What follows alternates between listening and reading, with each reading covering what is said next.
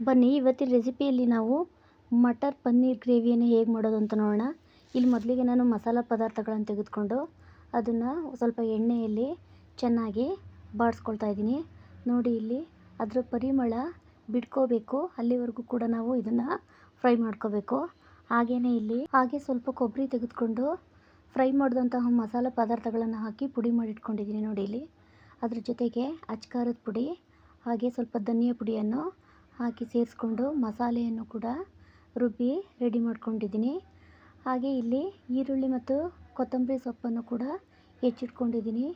ಸ್ವಲ್ಪ ಶುಂಠಿ ಬೆಳ್ಳುಳ್ಳಿ ಪೇಸ್ಟು ಹಾಗೆಯೇ ಅಚ್ಕಾರದ ಪುಡಿ ಹಾಗೂ ಸ್ವಲ್ಪ ಜೀರಿಗೆಯನ್ನು ಸೇರಿಸ್ಕೊಂಡು ಮತ್ತೊಂದು ಮಸಾಲ ಪದಾರ್ಥವನ್ನು ರುಬ್ಬಿಟ್ಕೊಂಡಿದ್ದೀನಿ.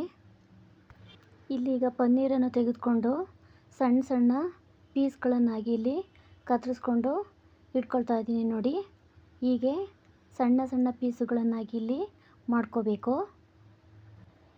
ಈ ಪನ್ನೀರನ್ನು ಸ್ವಲ್ಪ ಎಣ್ಣೆಯನ್ನು ಹಾಕ್ಕೊಂಡು ಇಲ್ಲಿ ಫ್ರೈ ಮಾಡ್ಕೊಳ್ಳೋಣ. ನೋಡಿ ಇದು ಕೂಡ ಸ್ವಲ್ಪ ಫ್ರೈ ಆಗೋವರೆಗೂ ಚೆನ್ನಾಗಿ ಫ್ರೈ ಮಾಡ್ಕೋಬೇಕು ಇಲ್ಲಿ.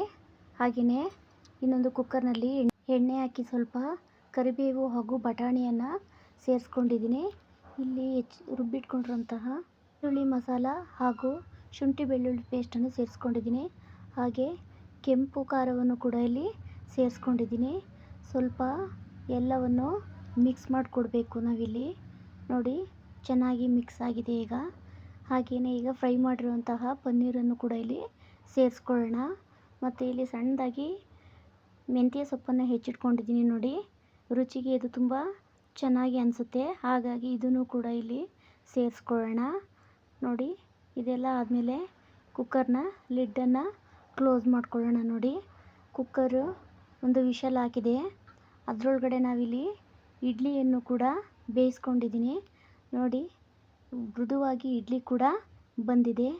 ಹಾಗೆಯೇ ಇಲ್ಲಿ ಕುಕ್ಕರ್ನ ಮುಚ್ಚಳ ತೆಗಿತಾ ಇದ್ದೀನಿ. ನೋಡಿ ಈಗ ಇಲ್ಲಿ ಬಿಸಿ ಬಿಸಿಯಾದಂತಹ ಪನ್ನೀರ್ ಗ್ರೇವಿ ರೆಡಿಯಾಗಿದೆ.